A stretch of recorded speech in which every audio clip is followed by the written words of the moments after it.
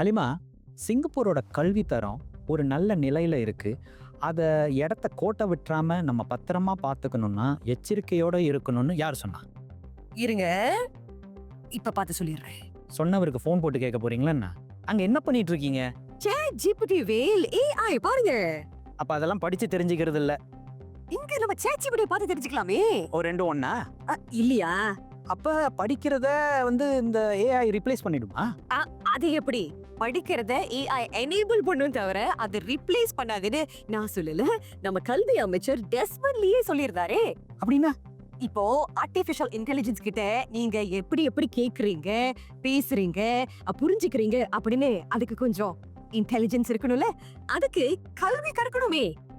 ஆ, அதாவது சாக் பீஸ்ல ஆரம்பிச்சு white board வரைக்கும் ஐபேட்ல படிச்சவங்க வரைக்கும் இங்க வந்திருக்காங்க. 3 தலைமுறையை சேர்ந்தவங்க.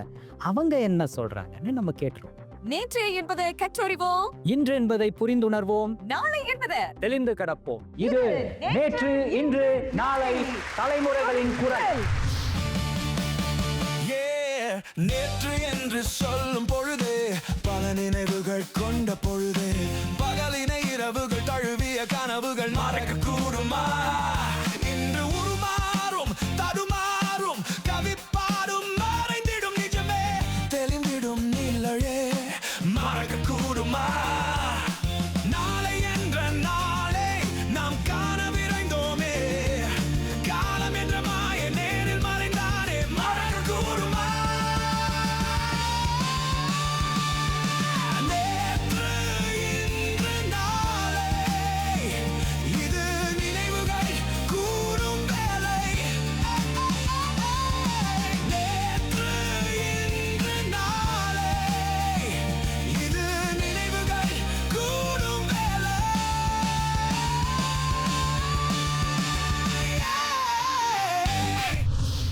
வணக்கம். அரங்கம் ரெடியா இருக்கு. இப்போ என்ன நடக்க போகுது ஹலிமா? இன்றைய தலைப்பு சாக்பாட்ஸ்ல இருந்து ஐபேட்க்கு நம்ம மாறி இருக்கோம். ஒரு தலைமுறை பாத்தீங்கன்னா சாக்பாட்ஸ் எழுதி பழகினவங்க, இன்னொருத்தவங்க பாத்தீங்கன்னா ஒயிட் போர்ட்ஸ்ல தான் அவங்களுடைய படிப்பே ஆரம்பிச்சாங்கன்னு சொல்லலாம். இவங்க ஐபேட்ஸ்க்கே போயிட்டாங்க. இப்படி எழுத்துல மற்றும் நம்ம மாற்றங்களை பார்க்கல, நமது கல்வி முறையிலயும் நிறைய மாற்றங்களை பார்த்திருக்கோம். மாற்றங்களா? எதுக்கு? ஏன் இருக்கணுமா என்ன? அப்படி எப்படி? பல மாற்றங்கள் இருக்குது. அத பத்தி பேசுறதுக்கு தான் இன்றைக்கு 3 தலைமுறைகள் வந்திருக்காங்க. சரி, நேற்றைய தலைமுறையினர். வணக்கம், என் பெயர் முனைவர் செல்லகிருஷ்ணன். நான் SUS எனப்படும் சிங்கப்பூர் சமூக அறிவியல் பல்கலைக்கழகத்தில் BA தமிழ் இலக்கிய இளங்கலை பட்ட வகுப்புகளுக்கு பாடங்களை சொல்லித் தருகின்ற அசோசியேட்டாக பணிபுரிந்து வருகின்றேன். நீங்கம்மா? வணக்கம், என் பேரு ஷீலா. குவாலிட்டி இன்ஸ்பெக்டரா வேலை செஞ்சேன். இப்போ நான் ரிட்டையர். வணக்கம், என் பேர் சரவணகுமார், சேஃப்டி மேனேஜராக இருக்கேன். என் பேர் காமாட்சி, நான் ஒரு கம்பெனியில் ஃபைனான்ஸ் மேனேஜராக பணிபுரிகிறேன். நீங்க? வணக்கம், என் பேர் கார்த்திக். நான் ஒரு தனியார் கம்பெனியில் சைபர் செக்யூரிட்டி மேனேஜராக இருக்கேன். வணக்கம், என் பேர் நிர்மலா. நான் கேஷியராக வேலை பார்க்குறேன். நாளைய தலைமுறை இந்த பக்கம் உட்காந்துருக்காங்க. சொல்லுங்க. வணக்கம், என் பேர் பிரியா. நான் சிங்கப்பூர் பாலிடெக்னிக்கில் பேங்கிங் அண்ட் ஃபைனான்ஸ் படிக்கிறேன். வணக்கம், என் பேர் ஸ்ரீராஜ். நான் சிங்கப்பூர் பாலிடெக்னிக்கில் கம்ப்யூட்டர் இன்ஜினியரிங் படிக்கிறேன். வணக்கம், நான் இலக்கியா. நான் NTUல bachelor of arts and Tamil studies in education படிக்கிறேன். நம்ம கல்வித்துறையில மாற்றங்கள் இருக்கா இல்லையா, நீங்க என்ன நினைக்கிறீங்க அப்படின்னு இவங்களுடைய அபிப்பிராயங்களை நம்ம கேட்டு தெரிஞ்சுக்க போறோம். முதல்ல நேற்றைய தலைமுறையில இருந்து ஆரம்பிக்கலாமா? சார், நீங்க சொல்லுங்க சார். நேற்று இன்று நாளை என்ற தலைப்பே ரொம்ப வித்தியாசமா இருக்கு. ஒரு பழைய சினிமா பாட்டு இருக்குது, அந்த நாளும் வந்திடாதோ. ஆனா இப்ப நாங்கெல்லாம் என்ன நினைக்கிறோம், இன்று இருக்கிற மாற்றங்கள், கல்வியில் இருக்கிற முன்னேற்றங்கள்லாம் நாங்க படிக்கிற காலத்துல வந்திருக்க கூடாதோ என்று நினைக்கிறோம். ஆனா சார், இப்ப பாத்தீங்கன்னா இப்ப புத்தகங்களையும் தாண்டி இப்ப நாங்கெல்லாம் படிக்கிற காலத்துல புத்தகத்தை வச்சு தான் படிச்சுட்டு இருந்தோம். ஆனா இப்போ உள்ள பிள்ளைங்க புத்தகத்தையே படிக்கிறது இல்ல. புத்தகம்னாலே என்னன்னு அப்பப்ப நாங்க சொன்னாதான் அவங்களுக்கு தெரியுது. எல்லாம் இந்த டச் ஸ்கிரீனை வச்சுட்டு சைன்னு அப்படியே ஸ்வைப் பண்ணிட்டு போயிட்டு இருக்கிறாங்க. அதை பத்தி உங்க கருத்து என்ன? இல்ல, அப்படி இப்ப நான் ஆசிரியராக இருப்பதனால அப்படி நம்ம நினைக்க முடியாது. அதாவது புத்தியோ பாட்டிலே, ஆனா அவங்களுடைய சிந்தையோ வேற எங்க இருப்பது போல ஆரிய பூத்தாடினால அவங்க காரியத்தில் கண்ணாக இருக்கிறாரு. அது நல்லதுங்கிறீங்களா? இப்ப பாட புத்தகமே தேவையில்லை, எல்லாமே அந்த பாட புத்தகமே அந்த மின் ஸ்லேட் என்று சொல்லப்படுகின்ற அந்த பேட்ல வந்துடுச்சு. அதனால அதை வைத்துக்கொண்டே அவர்கள் செய்கிறார்கள். அது விளையாட்டுத்தனமாக இருப்பது போல வெளிக்காட்டி கொண்டாலும் தேர்வு அல்லது ஒரு போட்டி என்று வரும்போது அவர்கள் மிக கடுமையாக உழைக்கிறார்கள். நாங்க இருந்த காலம்லாம் நாங்க வந்து லைப்ரரிக்கு தேடி ஓடி புத்தகங்களை எடுத்து படிச்ச காலங்கள் மாறி இப்போ ஐபேட்ல இருந்த இடத்துலயே எல்லா இன்ஃபர்மேஷன்ஸும் நம்ம எடுத்துக்க முடியுது. இது வந்து ஒரு நிச்சயமான ஒரு மிகப்பெரிய வளர்ச்சி தான். ஆனா இந்த வளர்ச்சியெல்லாம் தாண்டி நம்ம பிள்ளைங்களுக்கு வந்து செயலிகளை பார்க்கறது கற்றுக் கொடுக்குறோமா இல்லை அதை மீறி யோசிக்கிறதுக்கு நம்ம கற்றுக் கொடுக்குறோமான்றது தான் ரொம்ப முக்கியம். அழகா சொல்லியிருந்தீங்க. ஒரு காலத்துல இந்த நோட் புக்ஸ் புத்தகங்களை வந்து கைப்பையில தூக்கிக்கிட்டு வாங்கன்னு கனமான ஒரு பையில நம்ம பள்ளிக்கு போயிட்டு இருந்தோம். ஏதாவது ஒரு புத்தகத்தை மறந்துட்டோமோ, இந்த ஒரு தகவலை நம்ம எடுக்கலையோன்னு அந்த நேரத்துல நமக்கே சில நேரங்கள்ல யோசிக்க தோணும். ஆஹா, ஞாபகம் வச்சுக்க முடியலையே அப்படின்னு. ஆனா இப்ப பார்த்தீங்கன்னா எல்லாமே நீங்க கூகுள்ல தட்டி பார்க்கலாம். ஒரு ஐபேட் உங்களுக்கு இருக்குது, ஒரு கம்ப்யூட்டர் உங்களுக்கு இருக்குது. அதுல தட்டினாலே எல்லா விவரங்களும் உங்களுக்கு கிடைக்குது இல்லையா? அந்த தலைமுறையில தான் இந்த நாளைய தலைமுறை இருக்காங்க. மாற்றங்கள் கண்டிப்பாக நிச்சயமாக இருக்குதான். நாங்கள் இருக்கிற ஜெனரேஷன் வந்து மாற்றம் ஃபேஸில் நாங்கள் இருந்தனால எங்களால் 2 சைடோட பெனிஃபிட்ஸோ 2 சைடோட கான்ஸையும் வந்து கிளியராக இன்னும் புரிஞ்சுக்க முடியுது. சரி, இப்ப நீங்க பள்ளிக்கு போகும்போது ஸ்கூல் பேக் தூக்கிட்டு போறீங்களா இல்ல ஐபேட் மட்டும் தானா? ஐ மீன் நான் இப்போது சிங்கப்பூர் பாலிடெக்னிக் இருக்கிறதுனால மோஸ்ட் ஆஃப் மை மாடியூல்ஸ் வந்து லேப்டாப் பேஸ் தான். அண்ட் காஸ் கம்ப்யூட்டர் இன்ஜினியரிங்னால ஃபுல்லாக லேப்டாப் தான். குறிப்பா கல்வித்துறையிலையும் இப்ப தொழில்நுட்பம் இருக்குது இல்லையா? சேட் ஜிபிடி ஏஐ பயன்படுத்தி இப்ப வாக்கிய வடிவங்கள் சொற்றொடர்கள் இருந்து எல்லாமே நீங்க செய்யலாம். இப்ப அந்த சேட் ஜிபிடி ஒரு நண்பரா ஆயிடுச்சுட்டு கூட சொல்லலாம். நம்ம என்ன நினைக்கிறோம், என்ன செய்ய விரும்புறோம் எல்லாமே நீங்க சேட் ஜிபிடில புகுத்தலாம். இது நம்ம காலத்துல இல்லையேன்னு நீங்க நினைச்சிருக்கீங்களா? நம்ம காலத்துல இல்லையேன்னு நினைச்சிருக்கேன். ஆனா வந்து அதோட வளர்ச்சி வந்து கொஞ்சம் மோசமா போற மாதிரி தெரியுது. மோசமா போகுதா? ஏன்? அட்வான்ஸ்டா எல்லாம் தெரிஞ்சுக்க விரும்புறாங்களோ, அவங்களோட ஏஜுக்கு தகுந்த மாதிரி இல்லாம எல்லாம் தெரிஞ்சுக்க விரும்புறாங்களோன்னு நினைக்கிறேன். சரி, இப்ப சேட் ஜிபிடி அப்படின்னு சொல்லும் போது அது கடல் அளவுல நிறைய விவரங்களை நமக்கு தருது இல்லையா? உங்களை பொறுத்த வரைக்கும் சேட் ஜிபிடியை இந்த வழியில சிறந்த வழியில நம்ம பயன்படுத்தலாம்னா? நம்ம கற்றலுக்கு மட்டும் ChatGPT பயன்படுத்தினா போதும். ஏன்னா ஒரு நண்பனா அதை பயன்படுத்துறதுக்கு எனக்கு அதில் ஈடுபாடு இல்லை. இப்போ நம்ம வந்து அதாவது இன்றைய தலைமுறை சேட் ஜிபிடியை பற்றி இல்லாமல் நம்மளோட கல்வி முறையை பற்றி, கல்வி எப்படி சிங்கப்பூரில் இருக்குது, வளர்ச்சி எப்படி இருக்குது அப்படிங்கிறத அவங்களோட கருத்தை கேட்போம். சார் நீங்கள் சொல்லுங்கள் சார். கல்வி முறை மாறி இருக்கு நிறையாவே. அது மாறத்துக்கு முக்கியமான காரணமே தேவை.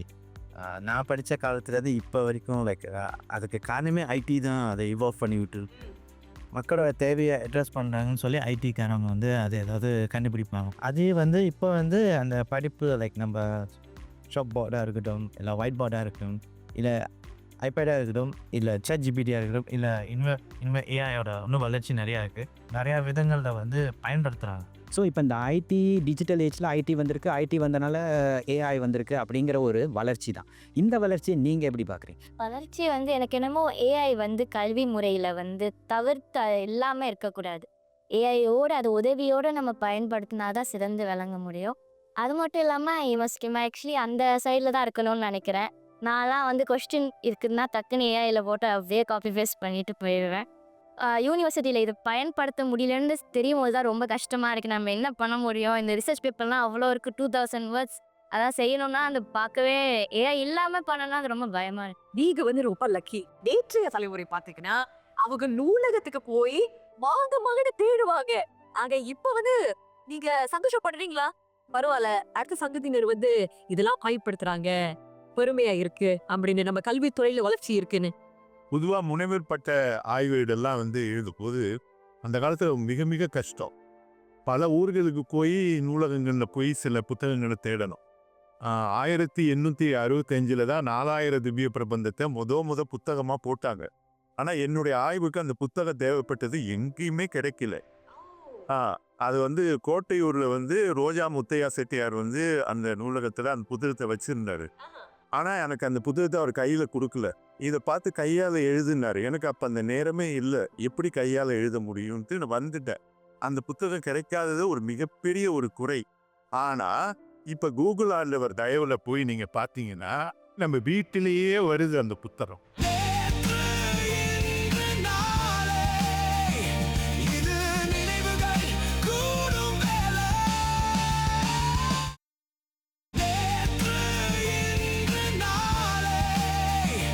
இது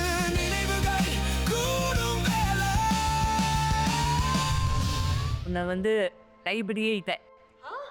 உங்கள் டைமில் லைப்ரரி இல்லையா? அப்புறம் எப்படி படிப்பீங்க? ஸ்கூலில் படிக்கிறது தான். அந்த தூக்கிட்டு போகிற கேனம் வந்து அந்த வழி நம்மளுக்கு தெரியும் போது நம்ம படிக்கணும் அந்த ஆர்வம் இருக்கும். இப்போல்லாம் வந்து லேப்டாப்பு என்னமோ ஐபேடு இதெல்லாம் தூக்கிட்டு போகிறாங்க. எல்லாத்தையும் அதில் தான் பார்க்குறாங்க, அதில் தெரிஞ்சுக்கிறாங்க. ஆனால் அவங்களோட குறை வந்து என்னன்னா, நீங்கள் படுத்துக்கிட்டே படிக்கிறீங்க, எங்களை மாதிரி சுமக்கலை, நாங்கள் சுமக்கிறதுனால எங்களுக்கு அந்த வழி தெரிஞ்சிச்சு, அதனால் படிப்பை உணர்ந்து படிக்கிறோம், நீங்கள் உணராமல் படிக்கிறீங்க அப்படின்னு உங்களை கை காட்டுறாங்க. இதுக்கு நீங்கள் என்ன சொல்கிறீங்கிறதா இங்கே நம்ம கேட்கும். நாங்களும் நிறைய சுமக்கிறோம். கம்ப்யூட்டரெல்லாம் தூக்கிட்டு போகிறது கஷ்டமாக தான் இருக்குது. அதுக்கப்புறம் நடந்து என்னோட ஸ்கூலெல்லாம் ஹில்ல இருக்கு. சரி, இப்போ இந்த பழக்காலத்துல அவங்க சொல்ற விஷயங்கள்லாம் கேட்கும் போது அப்படியே வரலாறு கேட்கிற மாதிரியே இருக்கு எனக்கு. சில்லுன்னு வெண்ணிலா ஐஸ்கிரீம் சாப்பிட்ற மாதிரி இருக்கு அந்த வரலாறு கேட்கும் போது. சரி, உங்க காலத்துல படிச்ச தலைமுறை தான் பெஸ்ட்னு நீங்க எதெல்லாம் பார்த்து சொல்வீங்க? இப்போ என்னை பொறுத்தவரைக்கும் அனுபவத்தில் பார்த்தீங்கன்னா, நாங்கள் படிக்கிறப்போ இன்ஜினியரிங் பண்ணும்போது 2 தான் இருக்கும். ஒன்று ரெகுலர் கிளாஸ், இன்னொன்று பார்ட் டைம். அப்போ ரெகுலர் கிளாஸுங்கிறது 8 to 5 இருக்கும், பார்ட் டைமுங்கிறது 6 to 9 இருக்கும். அந்த சீனியர்ஸு ஜூனியர்ஸ் இவங்கெல்லாம் ஒன்றா உட்காந்துலாம் நம்ம கிளாஸில் இருந்ததே கிடையாது. ஆனால் அது 10 வருஷம் கழிச்சு என்யூஎஸில் பண்ணும்போது என்ன ஆகுனா, அது வந்து ஒரு சப்ஜெக்ட்டுக்கு போயிடும். அந்த சப்ஜெக்ட் யார் யார் எடுக்கிறாங்களோ அவங்க எல்லாம் சேர்ந்து ஒன்றா உட்காந்து படிப்பாங்க. யூஜியும் படிப்பாங்க, பிஜியும் படிப்பாங்க, ஃபஸ்ட் இயரும் படிப்பாங்க, செகண்ட் இயரும் படிப்பாங்க, எல்லாரும் படிப்பாங்க. அதுவே பெரிய வித்தியாசமாக இருந்தது. இப்போ என் பொண்ணு படிக்க போகிறாங்க, அவள் ரெகுலர் கிளாஸ் தான். ஆனால் அவங்களுக்கு கிளாஸ் முடியாது 10:30 மணி தான் முடியும். யூனிவர்சிட்டி கிளாஸ் எப்படின்னா, இப்போ ஆசிரியர்கள் வந்து முன்னாடி வந்து அந்த கிளாஸ் எடுக்கிறது மட்டும்தான் அவங்களுடைய தொழிலாக இருந்தாங்க. இப்போ அப்படி இல்லை, எக்ஸ்பர்ட்ஸ் அவங்கள கொண்டு வராங்க. இப்போ ஆக்குபேஷனல் ஹெல்த்னு ஒரு சப்ஜெக்ட் இருக்குன்னா டாக்டர் வந்து கிளாஸ் எடுப்பார். அதாவது அவர் என்ன சொல்கிறாருன்னா, அந்த காலத்தில் வந்து வெறும் ஏட்டு கல்வி தான், ஆனால் இந்த காலத்தில் அவங்க ஃபோக்கஸ் பண்ணுறது வந்து அனுபவ கல்வியும் சேர்த்துக்கிறாங்க அப்படின்னு சொல்கிறாங்க. நீங்கள் என்ன நினைக்கிறீங்க? கண்டிப்பாக நான் படிக்கிற காலத்தில், ஆரம்பிக்கிற காலத்தில் கேட்ட கடன் எடுத்துக்கிட்டிங்கன்னா, நான் போகல ஏன் படிக்கணும்னு எனக்கு தெரியாது. பிகாஸ் அவங்க அது ஒரு அனுபவித்து படித்தோம். ஆனால் ஏன்னா ஷாப் போர்ட் எல்லாமே இருக்குது, அவங்க வந்து சொல்லி தருவாங்க, நம்ம கற்றுட்டு போவோம். அதே ஒரு பிரைமரி ஸ்கூலுக்கு போனப்போ நம்ம நிறையா கற்றுக்கிட்டோம். அந்த சாக் போர்டில் வச்சு சொல்லி தராங்க. நம்ம வந்து ஆசிரியர்கள் நம்மளுக்கு எல்லாம் புத்தகத்தில் தான் செய்யணும். அப்போ தான் அந்த நூலகம் ப்ராக்டிஸ்லாம் வர ஆரம்பிச்சிச்சு. ஆனால் நூலகம் பக்கத்தில் இல்லை. அப்போ ஒரு நான் இருக்கிற ஒரு அமுக்கில் ஒரு நூலகம் இருக்கும். எல்லோரும் அங்கே தான், அந்த புக்கு கிடைக்கிறதும் கஷ்டம். நம்ம அங்கே போனோம்னா பாதி நேரம் வந்து இதில் நம்ம புக்கை தேடிட்டு அசந்து போய் உட்காந்துருவோம், இல்லைன்னா தூங்கிடுவோம் உலகத்தை. அந்த மாதிரி வந்திருக்கு நிறையா பேர் தான். ஸோ இதெல்லாம் உங்களுக்கு மறக்க முடியாத நினைவுகள். நிறைய முன்னேற்றங்களை நீங்க பார்த்திருக்கீங்க, அதை நீங்க அனுபவிச்சிருக்கீங்க அப்படின்னு சொல்றீங்க. சரி, நேற்றைய தலைமுறை இன்றைய தலைமுறை அவங்க சொல்றாங்க தண்ணீரெல்லாம் தூக்கிட்டு போனாங்க, இப்படிதான் படிச்சோம். இவங்க சொல்றாங்க ஸ்லைட்ஸ், OHP, அதுக்கப்புறம் ஒயிட் பாட்ஸ்லாம் பார்த்து வளர்ந்தாங்க. அதுதான் அவங்களோட நினைவுகளா இருக்கு இல்லையா? உங்களுடைய அனுபவங்கள் எப்படி மாறுபடுது? எனக்கு என்னமோ அந்த காலத்தில் இன்னும் படிப்பை வச்சே வந்திருக்காங்க. ஆனால் எங்கள் காலத்தில் வந்து எக்ஸ்ட்ரா கரிக்குலர் ஆக்டிவிட்டீஸ், VIA அதுலேருந்து நிறைய ஃபோக்கஸ் பண்ணுறாங்க. நீங்கள் படிப்புன்னு இருக்கீங்க, நாங்கள் அந்த ஸ்போர்ட்ஸில் செய்கிறோம், டான்ஸ் செய்கிறோம், ட்ராமா நிறையா இது செய்கிறதுனால எங்களுக்கு இன்னும் பல திறன்கள் தெரியுது. உங்களை மாதிரி படிப்பறிவு மட்டும் இல்லாமல் நிறைய கலைகள் இல்லை வந்து இன்னும் பரந்தப்பட்ட நாங்கள் ஆல்ரவுண்டராக இருக்கேன்னு சொல்கிறீங்க. லேர்னிங் வந்து ஹோலிஸ்டிக்கா இருக்கு நீங்க நினைக்கிறீங்க? நீங்க பகிர்ந்து சொல்றீங்களே. அவங்க சொன்ன மாதிரி உண்மைதான். லைக் மல்டி டேலண்டடாக வந்து எல்லா துறையிலையும் வந்து தேர்ச்சி பெற்று இந்த ஜெனரேஷன் இருக்காங்கன்னு நானும் அதை நம்புகிறேன். பட் நாங்களும் வந்து ஒயிட் போர்டுலாம் வச்சு தான் படித்தோம், புக்கு வச்சு தான் படித்தோம். இப்போ தொழில்நுட்ப அட்வான்ஸ்மெண்ட்ஸ் வந்து இப்போ தான் வந்திருக்கு. லைக் ChatGPTலாம் வந்து போன வருஷமோ இல்லை அதுக்கு முந்தின வருஷம் தான் வந்து பாப்புலராகவே ஆயிருக்குன்னு நான் நம்புகிறேன். ஸோ எங்களுக்கும் இது எல்லாமே புதுசாக தான் இருக்குது. நாங்களும் இப்போ திருப்பி ஃபார் எக்ஸாம்பிள் நான் என்னோடய செகண்டரி ஸ்கூலுக்கு திருப்பி போகும்போது அங்கே இருக்கிற கிளாஸ் ரூம்ஸே வந்து மாறி இருக்கு. இப்போ எல்லாமே ஒயிட் போர்ட்ஸே இல்லை, லைக் ஃபுல்லாக வந்து ஸ்மார்ட் போர்ட்ஸாக இருக்குது. அதுவே எனக்கு வந்து லைக் ஷாக்கிங்காக தான் இருந்துச்சு. ஏன்னா எப்படி நான் ஒன் இயர் தானே ஆச்சு நான் கிராஜுவேட் ஆகி, அதுக்குள்ளே எப்படி இவ்வளோ அட்வான்ஸ்மெண்ட்ஸ் வந்துருக்கு. சரி, நமது பொதுமக்களுடைய அப்பா அம்மா அவங்க என்ன சொல்லியிருக்காங்க கரியர் பத்தி, கல்வியை பத்தி? அவங்களுக்கு ஆதரவா பேசிருக்காங்களா இல்லையா அப்படின்னு இப்ப தெரிஞ்சுக்கலாம் வாங்க. உங்ககிட்ட உங்க அப்பா கல்வியை பத்தி என்னெல்லாம் சொல்லியிருக்காங்க? நல்லா படிச்சாதான் வேலைன்னு சொல்லியிருக்காரு. கல்வி ரொம்ப முக்கியம்னு சொல்லியிருக்காங்க. எங்கள் அப்பா வந்து நல்லா படிக்கணும், ஒரு கைத்தொழில் நல்லா கற்றுக்கணும்னு சொல்லியிருக்காரு. உனக்கு மேலும் மேலும் படிக்க போகிற, டிகிரி எடுக்க போகிற, மாஸ்டர்ஸ் எடுக்க போகிறேன்னா கூட என் பின்னாடி நிற்கிறாரு. எங்கள் அப்பா கண்டிப்பாக நீங்கள் படிச்சே ஆகணும்னு சொல்லி எங்களை நிறைய படிக்க வச்சு ஊக்குவிச்சிருக்காங்க. எங்கள் அப்பாவும் அதே தான் சொல்லியிருக்காரு. இன்னும் இருக்குது, எவ்வளோதான் கற்றுக்கிட்டாலும் இன்னும் இருக்குது. கல்விக்கு வந்து எப்பயுமே ஒரு முடிவு இல்லை. அதாவது பள்ளி பருவத்துல நீங்க படிக்கும்போது நீங்க மறக்க முடியாத ஒரு நினைவு அப்படிங்கிற ஒரு சம்பவம், ஏதாவது அது மனதை உருக்கிறதா இருக்கலாம், இல்ல சந்தோஷம் கொடுக்கறதா இருக்கலாம், ஏதாவது ஒண்ணு எங்க கூட ஷேர் பண்ண முடியும் சார்? நீங்க தாரம். இந்த உறவு முறை வந்து குடும்பத்தில் இருப்பது போலவே பள்ளியிலும் மாணவர்களுக்கு இடையே இருந்தது. எங்களோட படித்த ஒரு மாணவர் வந்து திடீரென ஏதோ ஒரு நோய்வாய்ப்பட்டு இறந்து போயிட்டார். அப்ப அந்த நினைவு, அவர் அந்த வீட்டில் போய் அவரை பார்த்து அவருடைய பிரிந்த அந்த மாணவனுடைய குடும்பத்தினர் கதறின அழுகையை பார்த்து எல்லோருமே ரொம்ப துக்கத்தில் ஆழ்ந்தோம். மறுநாள் பள்ளிக்கு வந்து அந்த மாணவர் உட்கார்ந்த இடம், அவர் வருகின்ற இடம், இங்கே தான் உட்கார்ந்துருப்பார், இங்கே தான் வந்து அவர் நம்மிடம் பேசுவார் என்று சொல்லும்போது தாங்க முடியாத ஒரு துயரமாக இருக்கு. பல நாள்கள் அந்த வடு வந்து மனதிலேயே இருந்தது. ஆனால் இப்போ இந்த காலத்தில் அப்படி இல்லவே இல்லை. இப்போ உள்ள மாணவர்கள் வந்து இமோஷனல் கனெக்ட் இல்லாம இருக்காங்கன்னு சொல்றவங்க. ஆமா, அதுதான் முறையாக. அப்ப இமோஷனல் கனெக்ட் இல்லாத மாணவர்கள் அப்படின்னு இந்த காலத்து மாணவர்களை சொல்றாங்க. நிச்சயமா நானும் அதை வந்து ஒத்துக்கிறேன். நம்ம டீச்சர்ஸ் கூட இருக்கிற அந்த கனெக்ஷன்ஸ் வந்து ஐ ஃபீல் அவங்க இந்த இளையதனங்களுக்கு இல்லைன்னு தான் நான் சொல்லுவேன். ஏன்னா வந்து நம்ம கிளாஸ் ரூமில் நம்ம படிக்கிறது நம்ம எல்லாமே வந்து டீச்சரை தான் நம்பியிருந்தோம், அவங்க சொல்கிறதா நம்பியிருந்தோம். ஆனால் இப்போல்லாம் வந்து கூகுளை பார்த்து மிஸ் நீங்கள் சொல்கிறது கூகுள் சொல்லலையே அப்படின்னு சொல்கிற அளவுக்கு நம்ம வந்து வளர்ந்துருக்கோம். ஆக்சுவலாக ரொம்ப உணர்வு பூர்வமாக கனெக்ட் ஆகி நம்ம படித்தோம். ஆனால் அந்த அளவுக்கு நம்ம படிக்கிறோமா ஹோம் பேஸ் லேர்னிங்கில் போன எனக்கு வந்து ஒரு கேள்விக்குறி தான்.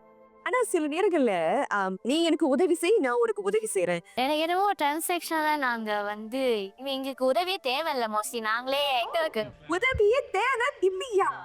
நீங்க என்னைக்காவது குரூப் ஸ்டடி பண்ணிருக்கீங்க? எப்பவுமே ஜேசி முடிச்சுட்டு நைட்ல வந்து ஃபுல்லா உட்காந்து 4 பேர் சேர்ந்து நைட்டு டார்க்கான ஸ்கூல் மூடுற வரைக்கும் உட்காந்து படிச்சுட்டு போவோம். சேர்ந்து சாப்பாடு சாப்பிட்றது, இல்லை ஒரு நாள் வந்து நான் சாப்பாடு கொண்டு வருவேன், இன்னொரு ஃப்ரெண்டு கொண்டு வருவேன். எனக்கு டியூஷன் அவசியம் இல்லை, ஏன்னா எனக்கு தேவையானதெல்லாம் என் கையிலேயே இருக்கு, டிஜிட்டல் ஏஜ்ல எனக்கு என் கையிலேயே இருக்கு அப்படின்னு சொல்ல வரீங்களா? எதை சொல்ல வரீங்க? ஸ்கூல்ல டீச்சர் இருக்காங்க சொல்லி கொடுக்கறதுக்கு, ஃப்ரெண்ட்ஸ் எல்லாம் கேட்கலாம், அல்லது சாட் ஜிபிடி எல்லாம் போட்டு கொஸ்டின் கேட்டா அதுவே சம்மரி கொடுத்துரும். நம்ம டைம் இல்லைன்னா எக்ஸாம் முன்னாடி நாள் வந்து இந்த பிடிஎஃப் அப்படியே அப்லோட் பண்ணா they will give you summary. அதை வச்சு நான் படிச்சுட்டு போயிடுவேன். டியூஷன் அவசியமா? என்னை பொறுத்த வரைக்கும் அது தேவை. பிரியா நீங்க சொல்லுங்க. எனக்கு டியூஷன் தேவை. ஏன் தேவை? இப்போ வந்து அவங்க சொன்னாங்க சாட் ஜிபிடி யூஸ் பண்ணிடலாம், எல்லாமே கையில் இருக்குன்னு. ஒரு ஐபேடை நம்ம காசு கொடுத்து வாங்கலாம், ஆனால் ஒரு நல்ல ஆசிரியர் பாடங்களை நம்மளால காசு கொடுத்து வாங்க முடியாது. பள்ளியில இருக்கிற ஆசிரியர் பள்ளியில் இருக்கிற ஆசிரியர் இருக்காங்க, ஆனால் சில மாணவர்களுக்கு அதுக்கும் எக்ஸ்ட்ரா ஹெல்ப் தேவையில்லை. அதுக்கும் இன்னொரு ஆசிரியர் வந்து பள்ளி ஆசிரியர் வந்து வகுப்புல இருக்கிற எல்லாருக்கும் ஏத்தாப்புல தான் சொல்லுவாங்க. ஆனால் ஒரு டியூஷன் டீச்சர் வந்து அந்த மாணவருக்குன்னு பர்சனலைஸ்டா வந்து கற்றுக் கொடுப்பாங்க.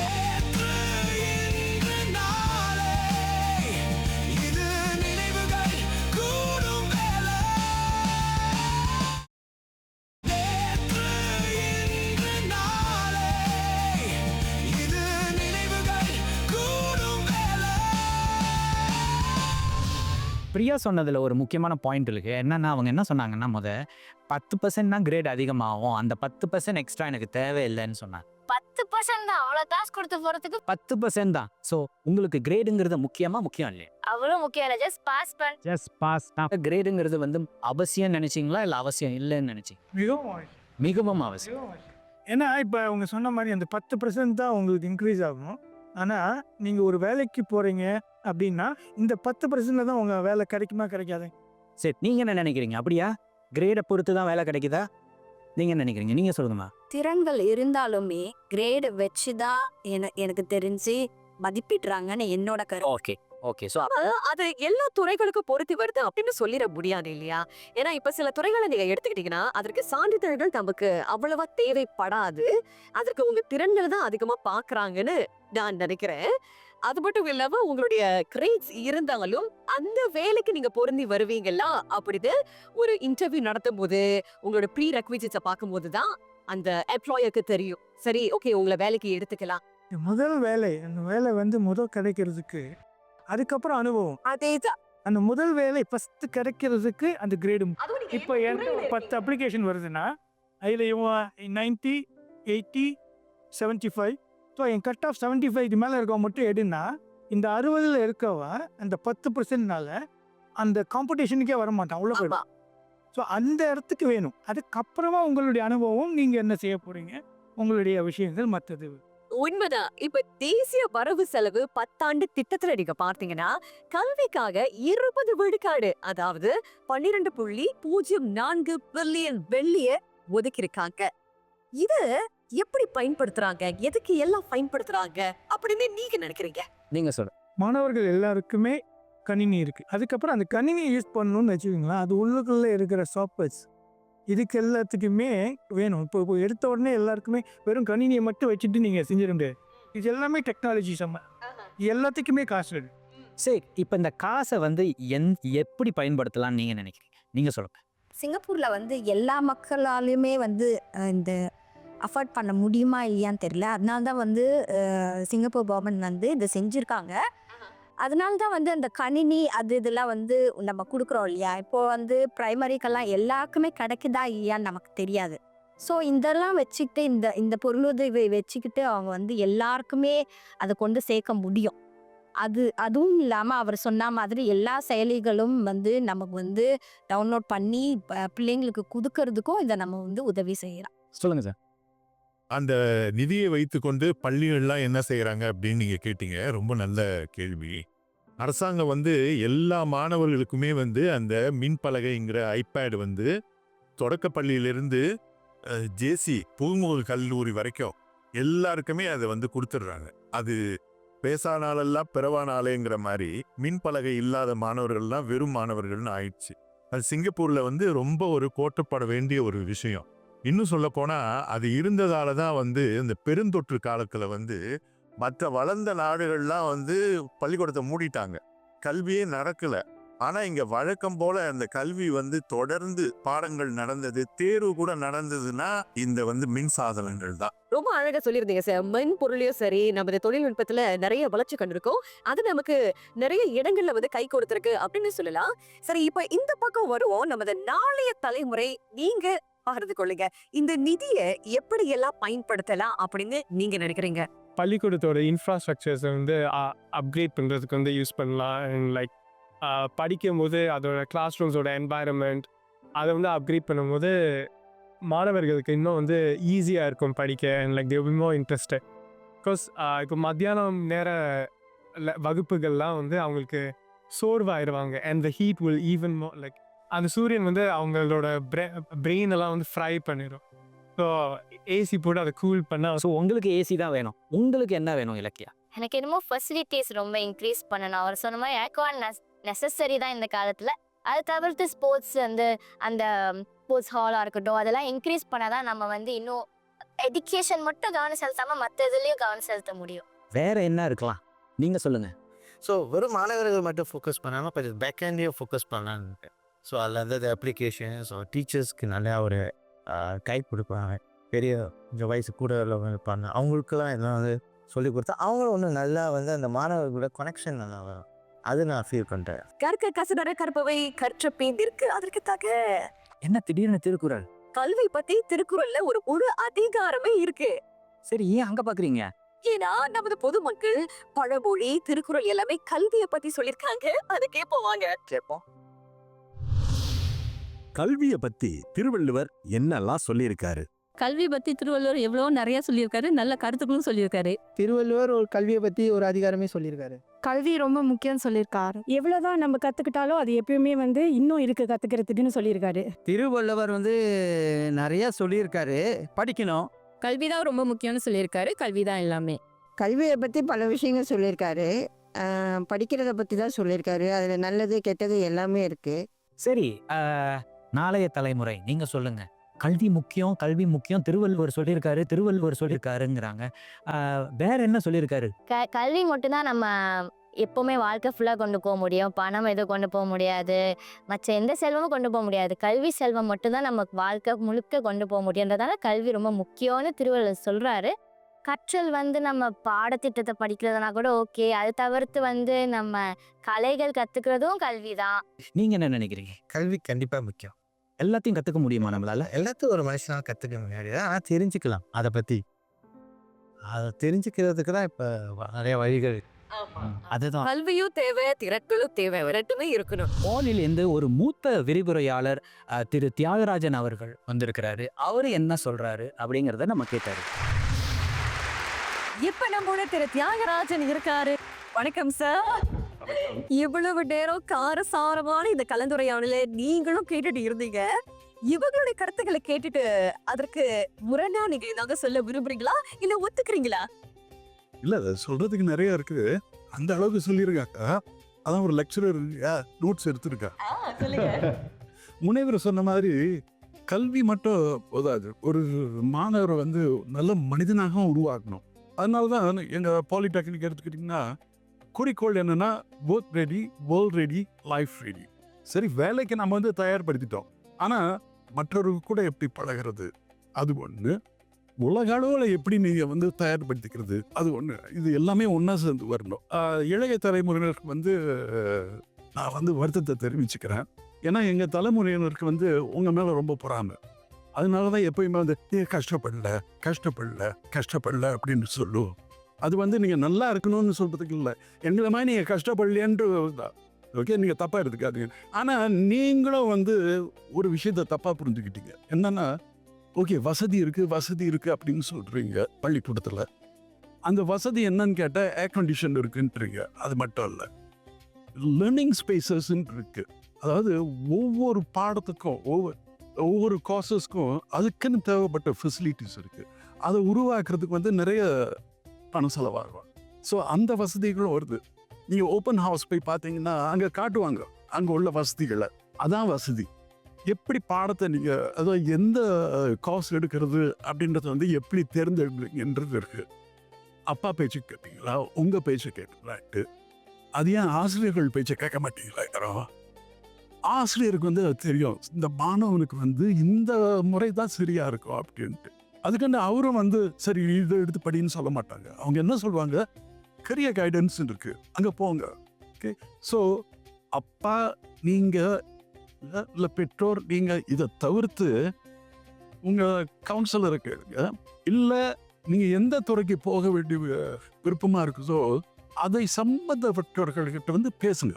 நீங்கள் படிப்பை தேர்ந்தெடுக்கிறீங்களோ இல்லை வேலையை தேர்ந்தெடுக்கிறீங்களோ அந்த தேடுதல் நம்ம சரியான முடிவு தான் எடுத்திருக்கோம்ன்றது வந்து உங்களை தொடர்ந்துக்கிட்டே இருக்கும். அதை பற்றி கவலைப்படாதீங்க. இன்னொன்று வந்து மல்டிபிள் பாத்வேஸ். முதல்ல வந்து பாரதியார் சொன்ன மாதிரி காலையில் எழுதுறோன்னு படிக்கணும் அப்படின்ட்டு ஒரு டைம் டேபிள் கொடுத்துருந்தாரு. இப்போ அது முடியவே முடியாது. படிக்கிறது அப்படின்றது வந்து சிலர் வந்து காலையில் அது 2 மணிக்கு படிக்கிறாங்க. எனக்கு எப்படி தெரியும்னா எனக்கு 3 மணிக்கு கேள்வி வரும் வாட்ஸ்அப்பில், இதுன்ட்டு. நான் வந்து நல்லா படிச்சுட்டு இக்னோர் பண்ணிடுவேன். அடுத்த நாள் தான் சொல்வேன். ஸோ இந்த நேரத்தில் இதுதான் செய்யணும் அப்படின்றது வந்து போய் உங்களுக்கு எப்படி படிக்க வசதி இருக்குதோ அப்படி படிங்க. மல்டிபிள் பாத்வேஸ் தவிர நீங்கள் சொன்ன மாதிரி ஒரு காலத்தில் வந்து ஐடிஇ அப்படின்னு போய் சொன்னோம்னா ஏன்பா உனக்கு என்ன ஆச்சு அப்படின்பாங்க. பாலிடெக்னிக் போகிறேன்னு நீ நல்லா தானே படிச்சுக்கிட்டு இருந்த அப்படின்ற ஒரு மனப்பான்மை இருந்துச்சு. இப்போ பார்த்தீங்கன்னா என்னுடைய மாணவர்களில் வந்து ரொம்ப பேர் வந்து ஜிஎஸ்சிக்கு போக தகுதி உடையவர்கள், ஆனால் பாலியை தேர்ந்தெடுக்கிறாங்க. ஏன்னா அந்த கற்பித்தல் முறை அவங்களுக்கு ரொம்ப பிடிச்சிருக்கு, இண்டிபெண்டன்ஸ் பிடிச்சிருக்கு. கால மாற்றத்தை முழுமையா பார்த்தவர் நீங்கன்னா அது வந்து மிகையாக.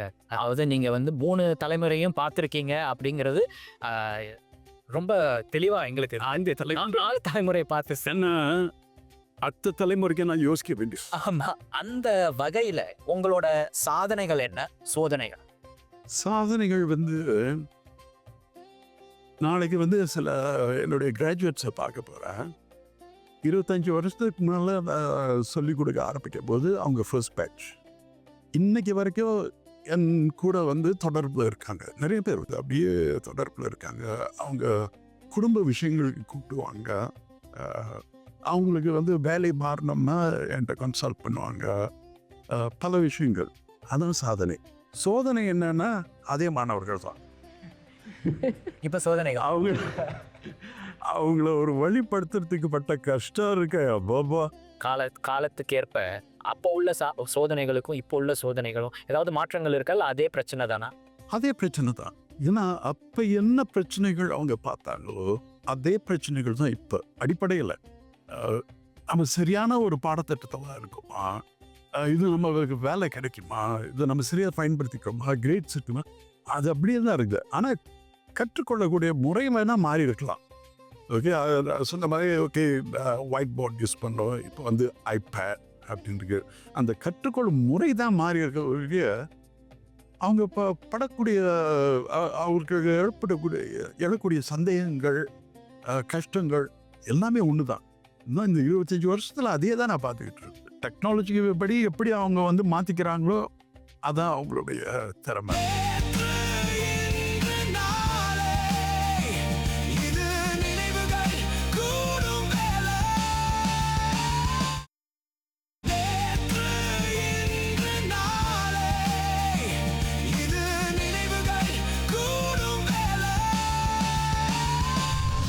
சரி சார், இப்ப சிங்கப்பூருடைய கல்வி நிலையை நீங்க பார்த்தீங்கன்னா ஆண்களுக்கும் பெண்களுக்கும் சமமான கல்வியை தான் நம்ம வழங்குறோம். பாலினத்துல எந்த ஒரு வேறுபாடும் இல்லை அப்படின்னு சொல்லலாம். இப்ப புள்ளி விவரங்களை நீங்க பாத்தீங்கன்னா ஆண்களுக்கு 98.5 விழுக்காடா இருக்குது, நமது பெண்களுக்கு 95.8 விழுக்காடா இருக்குது. உயர்தரமான இந்த கல்வியை நம்ம சிங்கப்பூர்ல கொடுக்கறதுக்கு காரணம் என்னன்னு நீங்க நினைக்கிறீங்க? அந்த வித்தியாசத்தை பார்த்தீங்கன்னா ஒரு 2.5 விழுக்காடு தான் உங்களுக்கு வித்தியாசம் இருக்குது. அது ஒன்றும் பெரிய வித்தியாசம் இல்லை. முக்கியமான காரணம் என்னென்னா இப்போவும் வந்து சில குடும்பங்கள் வந்து பெண்களுக்கு வந்து இந்த அளவுக்கு படிப்பு போதும், நீங்கள் என்ன வீட்டில் தானே இருக்க போகிறீங்க, சரி படிக்கணும் அப்படின்னா சரி பையனுக்கு வந்து முக்கியத்துவம் கொடுப்போம் அப்படின்ற ஒரு மனப்பான்மை இன்னும் இருக்கக்கூடிய ஒரு வாய்ப்பு இருக்குது. அதனால தான் இந்த ஒரு சிறு வித்தியாசத்தை நீங்கள் பார்க்க முடியும். அதுக்காக வந்து அதை வந்து ஒதுக்கிடலான்னு சொல்ல முடியாது. அதை நிச்சயம் நம்ம மாற்றி தான் ஆகணும். பொருளாதாரம், குடும்ப பின்னணி இதை மையமா வச்சு ஒருவர் எவ்வளவு தூரம் படிக்கலாம் என்பதை நிர்ணயிக்குதுன்னு நீங்க சொல்லிடுறீங்க. இதையும் தாண்டி வேற ஏதாவது காரணங்கள் இருக்குதா? இந்த அளவுக்கு நான் படிக்கிறதுக்கு இது ஒரு முக்கியமா காரணமா இருந்துச்சுன்னு சொல்றீங்களா? விரிவுரையாளரை சொன்னதை நான் முழுதும் ஏற்றுக்கிறேன். அது இன்னொரு காரணமும் இருக்கு, அந்த சமூக பின்னணின்னு சொல்லலாம். இப்போ சிங்கப்பூர் வந்து எவ்வளவுதான் முன்னேறிய சமூகமாக இருந்தாலும் சில சமூகங்களில் பெண்களை வந்து படிக்க வைக்கிறது ஒரு குறிப்பிட்ட வயதோடு நிறுத்திடலான்னு நினைக்கிறார்.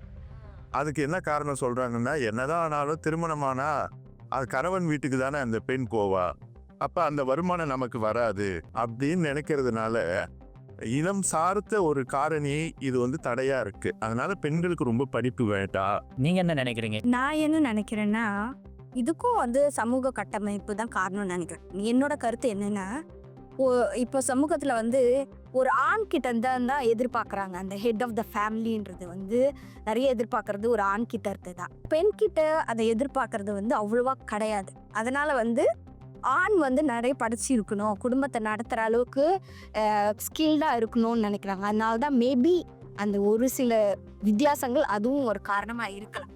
சார், உங்ககிட்ட ஒரு முக்கியமான கேள்வி கேட்கணும். அதாவது என்னன்னா, வயசுக்கும் கல்விக்கும் சம்மந்தம் இருக்கா? என்னை பொறுத்த வரைக்கும் நிச்சயமா இருக்கு. சின்ன வயசுல எதுக்கு படிக்கணும்னு தெரியாம படித்தேன். இப்போ வந்து எதுக்கு படிக்கிறோன்னு தெரிஞ்சுன்னா இப்போ படிக்கிறேன்.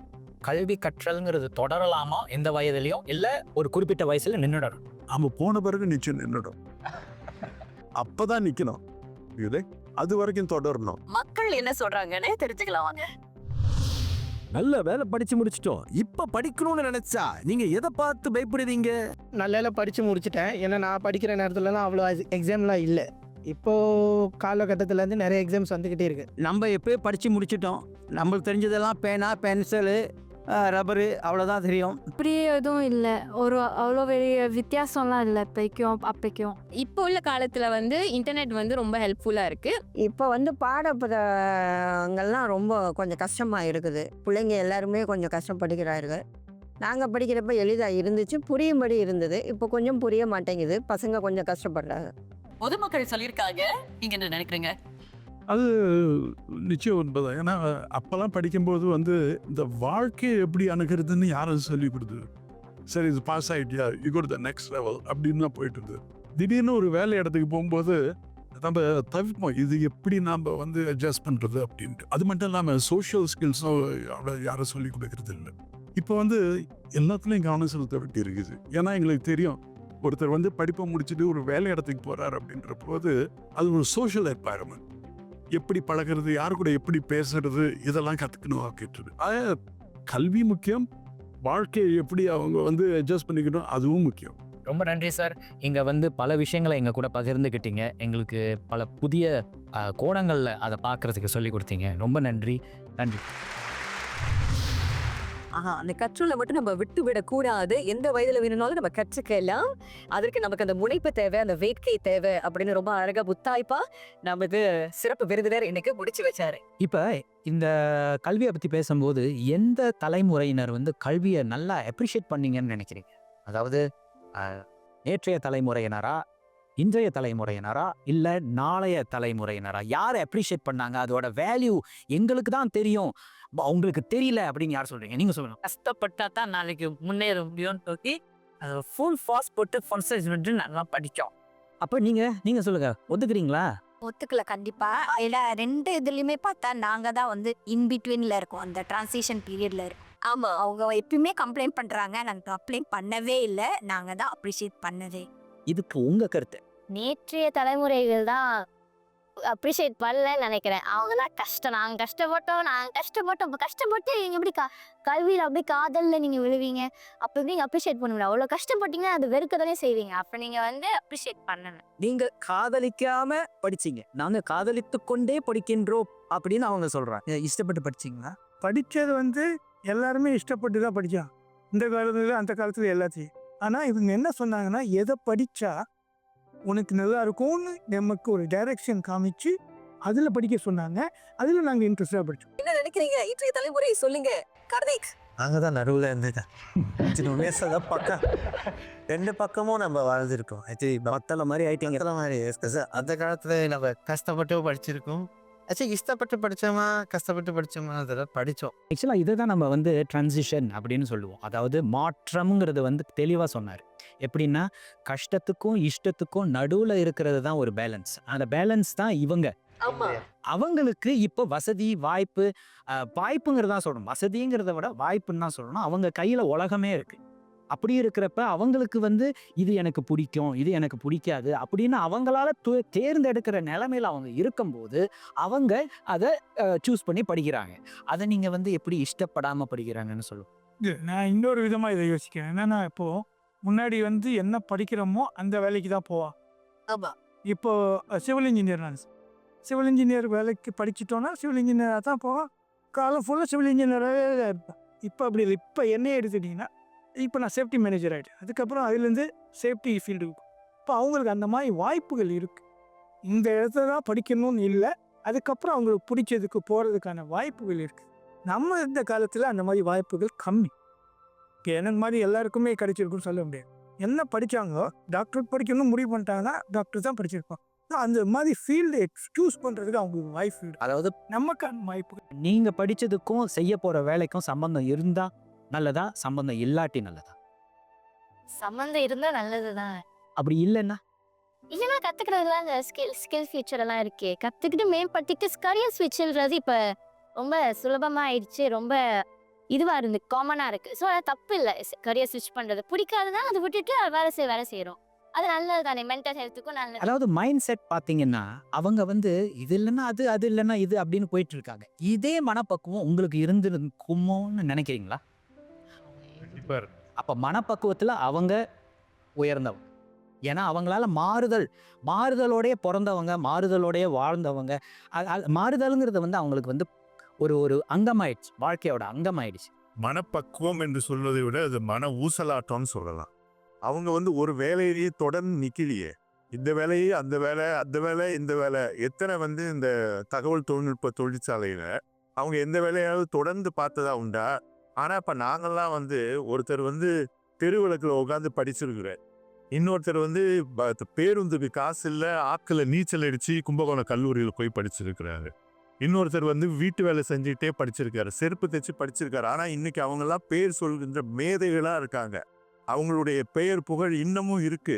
இப்படி இன்றைய தலைமுறையோ அல்லது நாளைய தலைமுறையோ இவ்வளோ கஷ்டப்பட்டு இஷ்டப்பட்டு படிச்சு இப்படி யாராவது சாதனை செஞ்சவங்க விரல் விட்டு எண்ணிடலாம். பாடையில் போனாலும் ஏடது கைக்குள் வாழ்நாள் கல்வி. அதனால சாந்துணையும் கல்லாதவாறு வள்ளுவர் சொல்றாரு. ஏண்டா சாவர வரைக்கும் படிக்காம இருக்கிற? ஒரு கைதி தூக்கு தண்டனை முதல் நாள் உன்னுடைய ஆசை என்னன்னு கேட்டாங்களா? அவரு விருப்பப்பட்ட ஒரு புத்தகத்துல நான் கடைசி சாப்டர் படிக்கல, அதை படிச்சுட்டு கொடுத்துறேன்னாராம். அப்ப படிப்பின் மீது அவ்வளவு ஆர்வம் இருந்தது பழங்காலத்துல. உங்க தேடலுக்கு ஒரு நல்ல பலன் இப்ப கிடைச்சிருக்கு அப்படின்னு நீங்க சொல்றீங்க. காரசாரமான இந்த கலந்துரையாடல் இப்போ ஒரு நிறைவுக்கு வருது. இவங்க மட்டும் இல்ல மோகன், இன்றைக்கு பாத்தீங்கன்னா நமது சிறப்பு விருந்தினர் அவரும் நிறைய ஆக்கப்பூர்வமான அறிவுபூர்வமான கருத்துக்களை முன் வச்சாரு. அதுல இருந்து நம்மளால நிறையவே கற்றுக்கொள்ள முடிஞ்சது. நிறைய கண்ணோட்டங்களை இன்னைக்கு நம்மளால பார்க்க முடிஞ்சது. அலிமா, நான் ஆரம்பத்துல கேட்டிருந்தேன் இல்லையா, சிங்கப்பூரோட கல்வி தரம் உலக அளவுல ஒரு நல்ல நிலையில இருக்கு. அதை நம்ம கோட்டை வெற்றாம எச்சரிக்கையா இருக்கணும் அப்படின்னு யாரு சொன்னா? அத சொன்னவரு முன்ன கல்வி அமைச்சரா இருந்த இப்ப தற்காப்பு அமைச்சரா இருக்கிற திரு சன்ஜித் சிங் அப்படிதானே? கரெக்டா சொன்னேன். அதாவது மாணவர்கள் இன்னைக்கு எப்படி படிக்கிறாங்க, நாளைக்கு எப்படி படிப்பாங்க அப்படிங்கிறது முக்கியம் இல்ல, தொடர்ந்து தங்களை எப்படி மேம்படுத்துறாங்கிறது ரொம்ப முக்கியம். அதைத்தான் நேற்றைய தலைமுறையினர் உங்ககிட்ட, இன்றைய தலைமுறையினர் இங்க, நாளைய தலைமுறை கிட்ட நம்ம கேட்டு தெரிஞ்சுக்கிட்டோம். ஆளாளுக்கு ஒரு கருத்து இருக்கலாம், ஆனா உங்களுக்குன்னு ஒரு கருத்து இருக்கும். எதுவா இருந்தாலும் நன்றி. நேற்று என்பதை கற்றறிவோம், இன்று என்பதை புரிந்துணர்வோம், நாளை என்பதை தெளிந்து கடப்போம். இது நேற்று, இன்று, நாளை தலைமுறைகளின் குரல்.